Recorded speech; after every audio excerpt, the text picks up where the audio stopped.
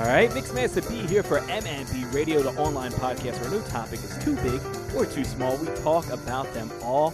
And right now, on the phone lines, I have the sweetheart of striptease, Miss Tali De'Mar. How are you? I'm well. How are you? I'm very excited. I'm feeling teased. The sweetheart It's so sweet of you to striptease. invite me to call in and have an interview with you. Thank you so much. I'm somewhat familiar with your career, and I know that people out there that might be as well, might be more advanced than I am in the knowledge of your career.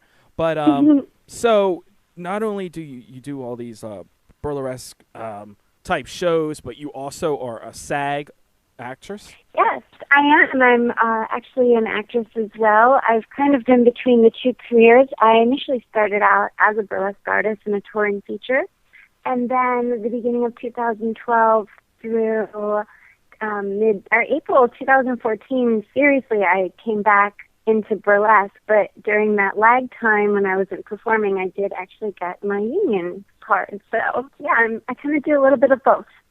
Now, for people out there who are not familiar, like, what is the difference? Like, you're not like an exotic dancer. You're not a stripper, you know. In a sense. So kind of explain, like, what it is that you do and what they do for the people out there who are confused. Sure. I mean, definitely I would say the term exotic dancer, what I do and what, say, a girl that works at your local club does, I would say it all falls under the term exotic dancer. I mean, they even used that back in the 30s, 40s, 50s, what have you.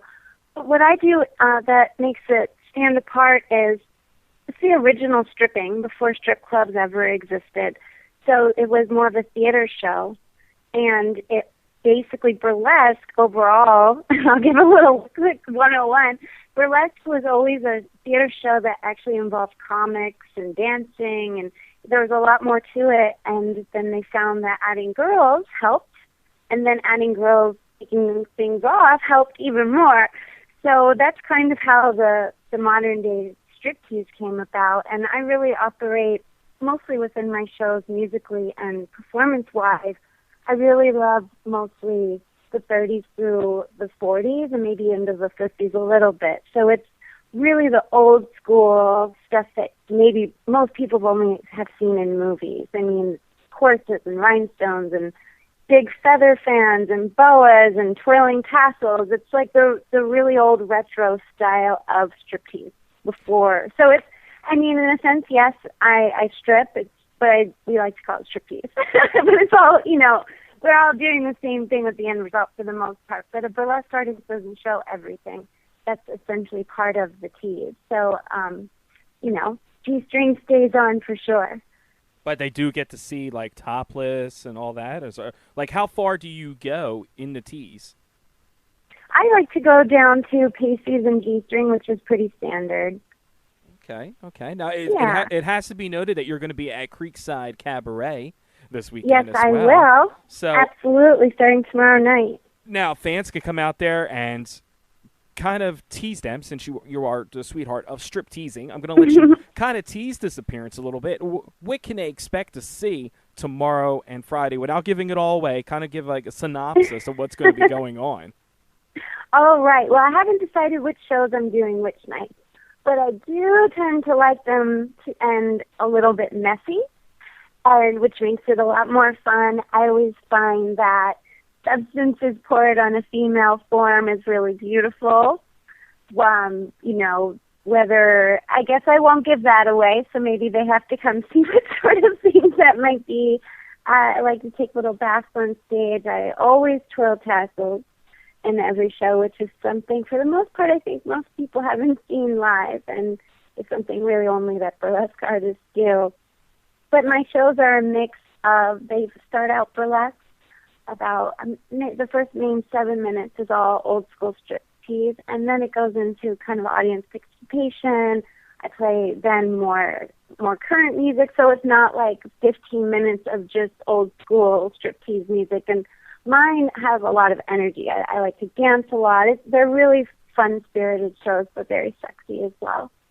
Now, at what age did you decide this is something I want to get into? Like, did you grow up like I mean, you didn't grow up in that era of, the 40s No. and 50s, so how did you stumble across this? It's a really funny thing. I mean, there was a period of my life that I didn't know what burlesque even was. And someone was talking to me about Dita Von Teese when she was very popular. She was married to Marilyn Manson at one point. And, I was in my earlier 20s, and I didn't even know who she was. But I was always very drawn to that era. I just really, for some reason, naturally, I just know how to do the Charleston, which is a dance from the 20s.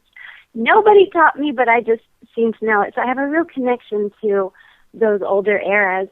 And so, people would always say, oh, you look like a pinup girl and things like that, and not really knowing what that was. And I lived in New York for many years, and I had a friend that did burlesque. And so I saw what she did, and I really loved it. It just kind of happened. I can't even say there was even one moment. Just being in New York City nightlife and having friends that did it, it just kind of came together, and then I decided this is what I want to do, and 2008 is when I put my first big show together, and then I started touring early 2009. We're talking to Tali De'Mar. You can catch her at Creekside Cabaret this weekend. And you mentioned that you started getting into it, and you enjoyed the nightlife and all that other stuff, but then all these awards started to come in. You have a trophy rack somewhere, don't you? You have to have a trophy case. I do have a few trophies, yes, and crowns and tiaras and all of that. It's so funny. The manager of Creekside keeps texting me while we're on the phone. I wish I could turn that off. He's like, call him now. No. It's good because he helped. Well, his name is what? Nick, you said? Nick, yeah, he's great. Shout out to Nick because he hooked this up for us last minute. We really put this together within an hour. But yeah. I was really excited. I'm a huge fan of Creekside Cabaret, and then I saw that you were going to be there. So I was like, I have to get you on the podcast and talk about this because I find this very interesting, this whole, journey that you've gone through.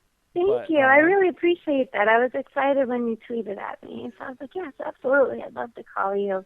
So go ahead, back to Nick your awards. Nick aside, back to me, back to my awards. I'm kidding. Back to my cases of trophies. So not only that, but you are, like I said, a SAG actress. Yeah. So that's pretty amazing. One of the things is I didn't even kind of put it all together until at least 15 minutes ago. But you were in the movie Awake, right?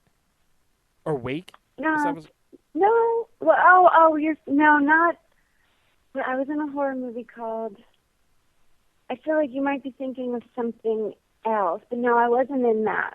Oh, I thought you were in a movie Wake. I think there's something coming up that I haven't shot yet that might have a similar title. Okay. I was going to say, because I thought I saw something, and then I was looking at photos from it and photos from that, and I'm like, oh wow, that's the same girl that I was checking out. So I think it's something that's coming up. Okay, so there you go. I haven't shot yet. Now I'm trying to be the sweetheart of tease, So I'm teasing upcoming projects that aren't even out yet. But what's some of the movies that you have done, and how did you get into wanting to do film?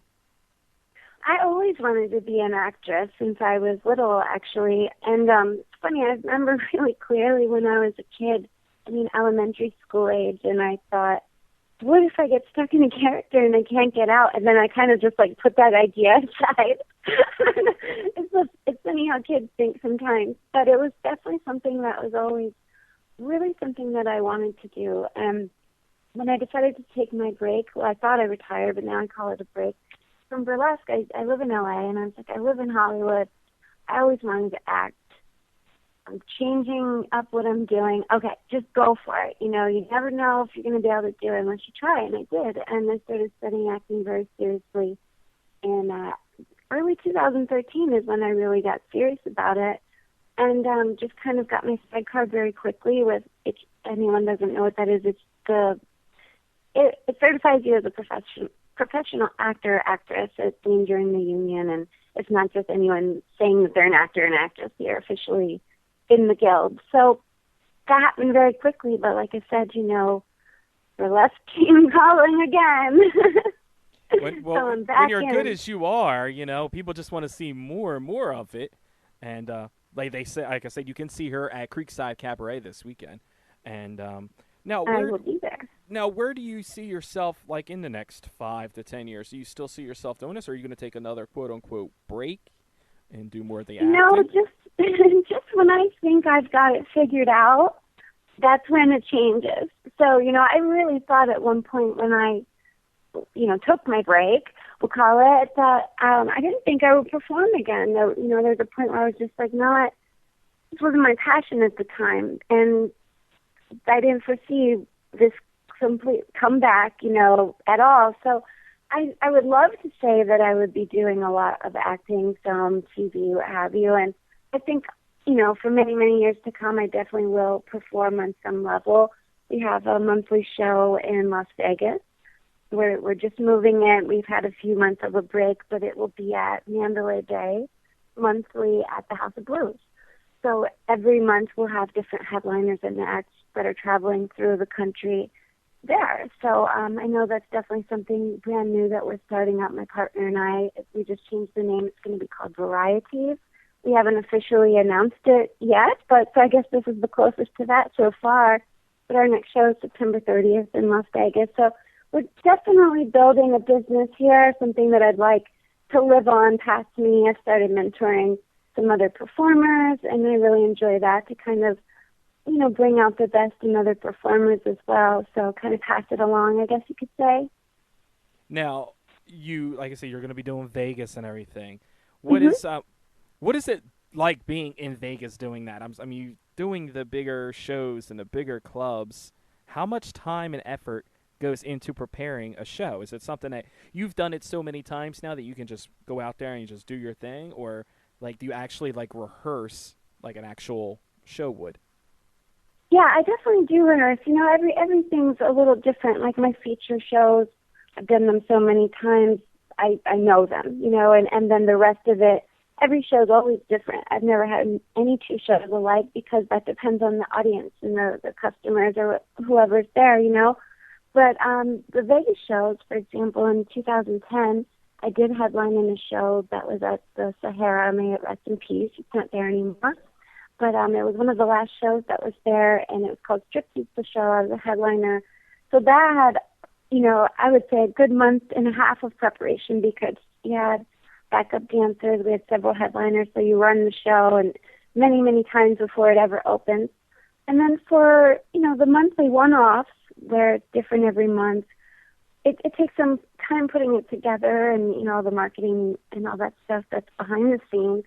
But definitely the day of, we rehearse, do lighting and, sound checks and props. We do the run-through. So something that's a one-off like that, it doesn't take quite as much. But if I'm doing a big show, like a few weeks ago I did Diamond G-String at Delilah's.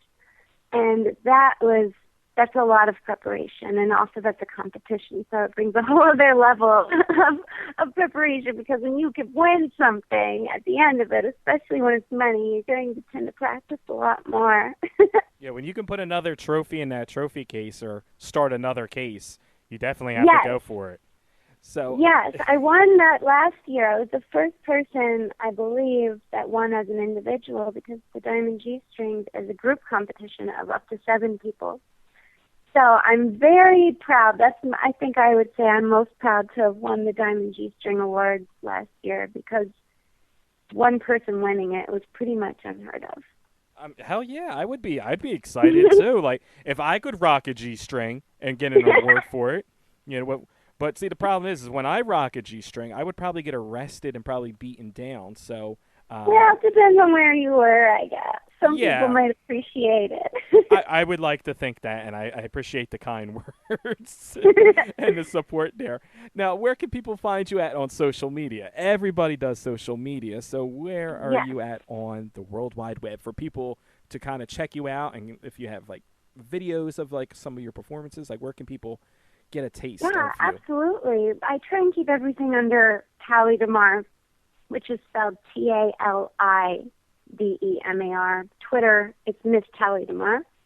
Facebook is Tali De'Mar. Instagram, I actually have just recently combined Tali De'Mar, and as an actress, I don't go by Tali. I actually go by my name, Tracy Ashbourne. So it kind of has both names, but if you start to type in Tali, it'll come up. So that's pretty much the ticket. I mean, there's also TaliDe'Mar.com. I'm ashamed to say it's not updated. I was redhead for 5 years, and all the photos are still redhead, but some of the information is definitely significant, bio, press, things like that. But it hasn't been updated in a year. But it's still a good little spot to check out, and that any of those things can lead you to my YouTube channel as well. Well, I'm definitely going to be checking out the YouTube channel, and I encourage everybody else to go look at the YouTube channel. And for those that are in the area, check her out at Creekside Cabaret tomorrow evening and Saturday. Are you going to be doing one show, two shows? Like how many shows? Two shows per night, yeah. Wow, good question. 2 shows a night. Friday, Saturday, 10 and 12, tentatively. So make sure you get there by 10 or 12.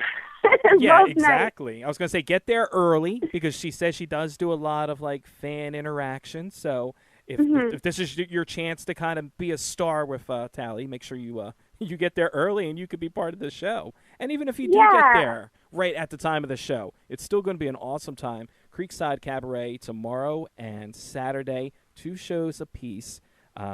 We thank you for calling in and talking to us a little bit. Is there anything that you would want any of your fans out there to know? This is your time to kind of let them know what's going on. Thank you. Well, I do appreciate that. I really want to say, you know, over the years, a lot of people have followed me and supported me, and will even drive pretty great distances to see my shows. And I just really want people to know that that really does mean a lot to me, and it does keep me doing what I do. Because I tend to find then when people do that,